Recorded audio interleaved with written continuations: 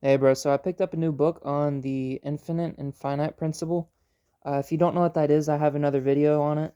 Go look through my channel. It's on there. I might link it in the description. I'll honestly probably forget. But you need to have a good understanding of that before you watch this video. Otherwise, it might be a little hard to follow. So, the principle of finite and infinite games. I came to a realization while reading this morning, and if being a finite player is to ask what's best for me, and being an infinite player is to ask what's best for us, then it could be said that being an infinite player is to offer greater value to more people, right? Like, yes, of course. Now, if the marketplace favors those that give more value, then what does that say? Infinite players see more longer lasting results.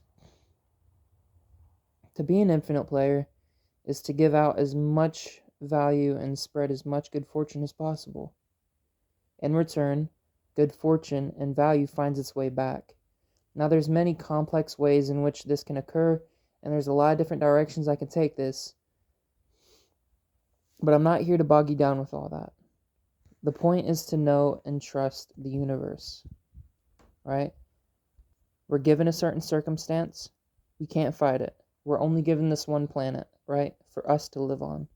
The technology that we're given lets us, stay here right now because that's all the opportunity we've created for ourselves. With better technology and more opportunity, we'll move on to other planets, maybe, right? But the universe, by nature, does not give you what you want or what you need. The universe gives you only what you deserve, right? And we're all sitting on some degree of fortune, even if it's the air we breathe. Not now you could sit here and be cynical about that, but that wouldn't be making a very good use of your fortune, now would it? Why give someone more fortune or power or influence if they can't already control what they have, right? And besides, power can't really be given to you, can it? Despite what the movies say, right? You can have a power initially given to you, like a superpower or something, but even in the films, how do the characters get more power? By developing and utilizing what they already have, right? If, if you watch anime, I'll give you a quick example. Luffy from One Piece was given a devil fruit, and by getting more power is him developing his devil fruit by creating new opportunities and new ways for him to use it. My Hero Academia, he was given a certain amount of power, but he had to work for it first and create those opportunities for him to be able to use it without fucking killing himself. Um, and there's a bunch of other situations this can be applied to. I mean, with Batman, he didn't really ever have a power. He was just rich, and that's an opportunity all on its own, right? And the money gave him plenty of opportunities, right? But he created those opportunities. Um, Now you could say, he didn't create the opportunity or his wealth was inherited, right? But even so, his dad wasn't using it for boomerangs and or like batarangs and tanks. So he created those opportunities. But my point in going all this, if making use of your fortune, like making the absolute use of most of your fortune, is to find and recognize new opportunities, then these heroes' development comes from honing their skills and, and their powers, becoming ingenuitive with just whatever they have and creating new possibilities. And new possibilities could also be said to be new opportunities, right? And if you're not doing this with your current fortune, then why do you deserve any more than you've got? Because the universe only, gives you what you deserve. Why do you deserve any more than you've got if you're going to waste what you've been given? Even if you're only there to your only ability is to breathe. All right? Like breathe more. Learn how to breathe more. I don't know, learn how to breathe in different situations. Learn how to breathe differently. Learn how to develop your breathing, like breathe in different ways, to calm yourself, breathe in ways to work yourself up, breathe in different, and then once you're worked up, what do you do with that? Like just create, that's like the smallest, most basic example. That's like the most microscopic example I can give. You know, if you know how to walk, or if you're learning how to walk, learn how to walk more. Take bigger steps. Can you go to that other wall? Can you go a little bit quicker? You know, create these new opportunities for yourself by practicing and developing what you have. Right? We're all fortunate to some degree, regardless of what you may think while watching this. Okay? Now, you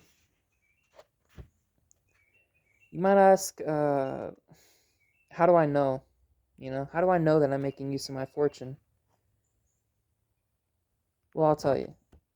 If you feel like, life is stale, boring, or repetitive, there's a good chance you're not creating new opportunities. If you feel like people have no value, there's a good chance that you're missing out on a lot of opportunities. One could also argue, well, I'm not ready for that, or I just need more time to prepare. All right. And this kind of brings me to another point. Start before you're ready, right? I've done so many other videos on this concept, right?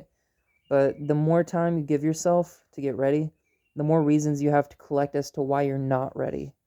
And, there's another rule.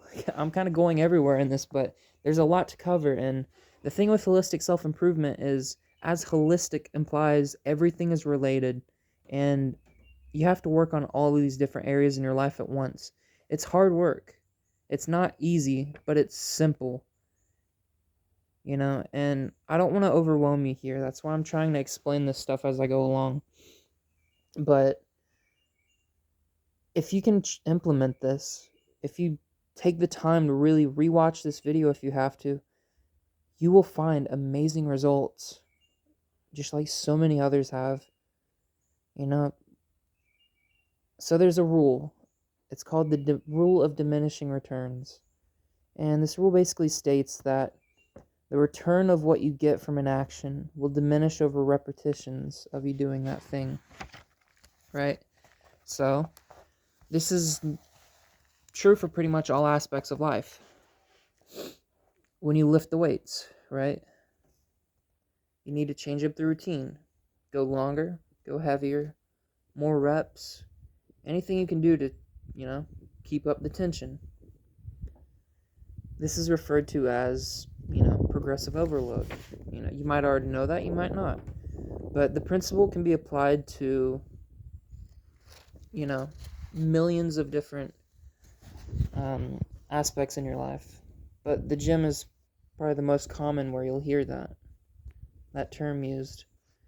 But you can apply progressive overload in all aspects of your life, right? If you're meditating, you can go for 3 minutes one day, 3 minutes the next day, maybe 3.5 minutes the day after that, or maybe you'll do 2 3-minute sessions in a day, right? So it's just progressively overloading. As the name implies, it's pretty simple. Not too much room for confusion, but it's okay if you don't get it quite yet. Now, if you don't keep if you keep it the same and you don't go heavier, longer, for more reps, then you'll find that your progress begins to taper off until it basically stops, right? Your physique will get better, and they'll slowly get better, and then after a couple more years, it might look a little bit better, but really it's just going to get to the point where it's not really making any, it takes like 5 years for you to see like a decent amount more of muscle. And that's to be expected in some cases, but that is the rule of diminishing returns. Now, this is only one of many examples, but we don't have time to get into the rest of them. Just to go list some off, digital or dieting, weight loss, cardio, addictions, habits for that matter, hormone therapy, cognitive function, etc. But one that seems to be an exception to this is learning, right? If you let it, it can be it cannot be an exception, but for the most part, learning is not an exception, or is an exception. Learning is an exception to this rule, to the rule of diminishing returns, right?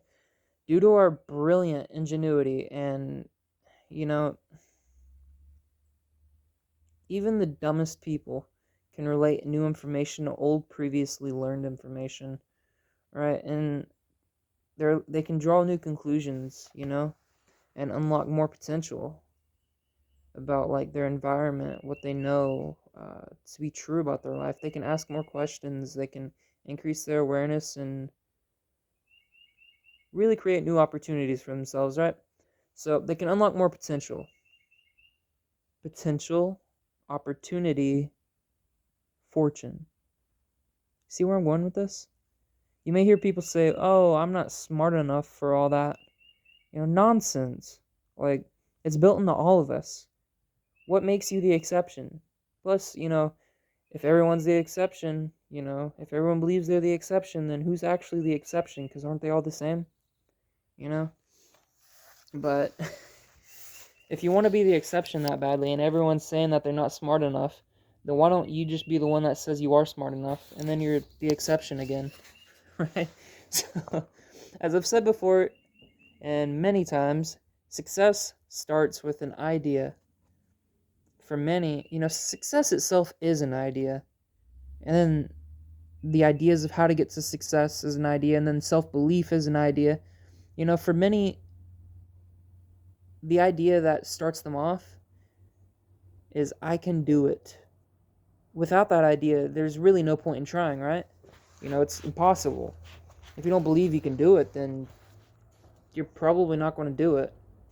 And how can you enforce this belief, right?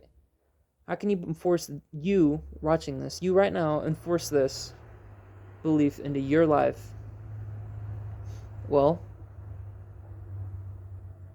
when you get an idea, put your best foot forward in accomplishing it. Let nothing stop you. Whether it be a surprise, like a party or something, a silly gift for your girlfriend or friend that you want to leave on their doorstep. It might not be a holiday. It might not be, normal. It doesn't matter. If you get a silly idea or you get an idea, maybe you're at work and you work with pizzas or something. You make one of the pizzas into a heart shape for a customer, right? Just act on these silly ideas, do random trips or, creative projects, maybe life resolutions like your goals, if you feel like you can do something at the gym, if you feel like a new challenge or, really pour it on, whatever it is. Show yourself that you believe in your ideas, right? And that you can do it. Because after you show yourself that you can do it, other people will start seeing that you believe in yourself. And they'll start believing in you as a result. The simple understanding that you can do literally anything if you're given enough time to work on it is such a life changer. You develop confidence that's unparalleled to like 98% of people, especially nowadays. 98% of the population, of the global population, you'll find yourself living in a dream separated from everyone else's reality. If you act on it, then it's a possibility. But you have to act on it, right? Which brings us to the other point. Start before you're ready. It'll be uncomfortable. That's by design. You'll gain experience rapidly. You'll learn a lot at a rapid rate. That's by design. Success comes only to those willing to try. And again, there's not a lot there is a lot I can get into here about the ego, tools for success, mindsets, and symptoms / examples of how it's been done. maybe even, diseases of the mind.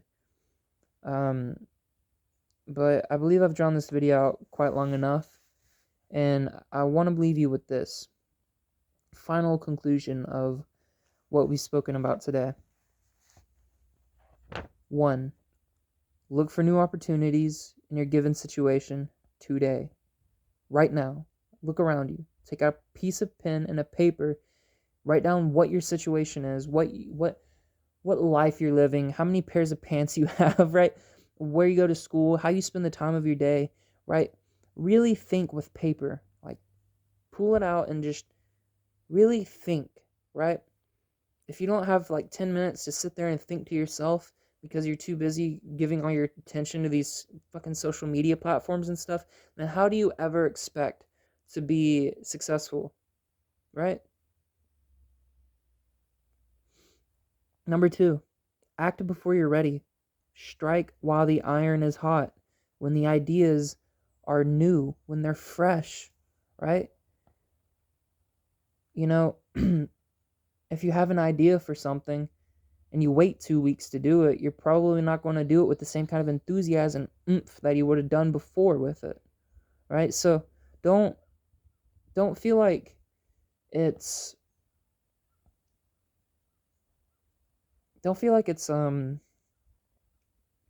something that you can wait off. At the very least, write it down. Write that shit down immediately. Take out a piece of paper and something to write with and write it down so that way you don't forget it at the very least, and you can come revisit it later. Right? Now learn, but don't collect knowledge. This is number 3. Learn, but do not collect knowledge. Learn new information, but don't let it sit and collect into knowledge. Right? The most knowledgeable people can still be broke. Right? To be dumb and broke, that's okay, right? To be smart and broke, that's pathetic. That's like a tragedy. So don't collect knowledge, but relate what every little piece of information you get into other things, and draw new conclusions about your environment, no matter how minor of a change it may be. Okay? It will seem hard at first, like a lot of the stuff that I've just told you on this video, but with the implementation of it, you'll see that it automatically starts to come. All right? There's a point of transition, just like when you start going to the gym, when you start, eating healthily, when you start, doing anything challenging. There's a point of resistance, but as long as you can just go a little bit further, right? As long as you could just go another 5 seconds. If you're on a run, if you can go another 5 seconds, keep going, just a little bit more, just push a little bit more, right? Then you're doing fantastic and you're outdoing most of the population.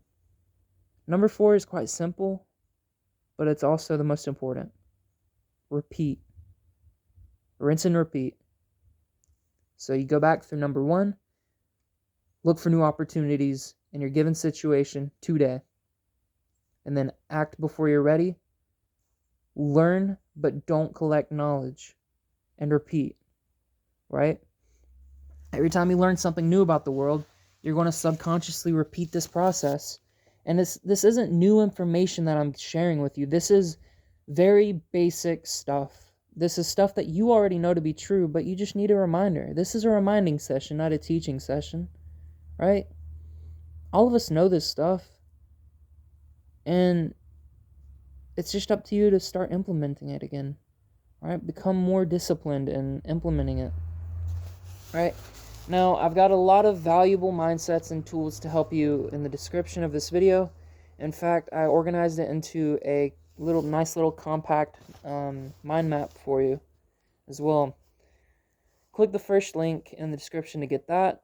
If you're looking for any other valuable ideas to help you achieve more, more than your dreams, then subscribe and comment with any questions you have. I recently created a new subreddit if you wanted to join a community of like-minded young men, striving for success. It's r/holistic self-improvement. For some reason, there wasn't already one. But I'll have a link to that as well. And finally, if you are, for those of you that have made it to the end, I salute you. You really are going to outdo your peers by 10, 20, 30 times in life. And I can promise you that you'll see exponential results. If you're still unsure or you feel like you need some guidance, because I understand, I was there. I don't know how old I look to you guys, but, you know, I only recently just got out of high school, and life has been such an adventure. It's been great, but I can easily see how it would have turned around, how it could be better or how it could be a hell of a lot worse had I not started doing some of the things that I did at 17, right? So I have 3 spots open in my one-to-one coaching program. It'll be 90% off for the next 2-3 days. Using the link in the description, right? That's only for you guys that watch to the end, and it's really a good deal. I'm only going to leave this open for, like I said, another 2 or 3 days. Click the link, share the video with a brother in need, and stay on task, you guys.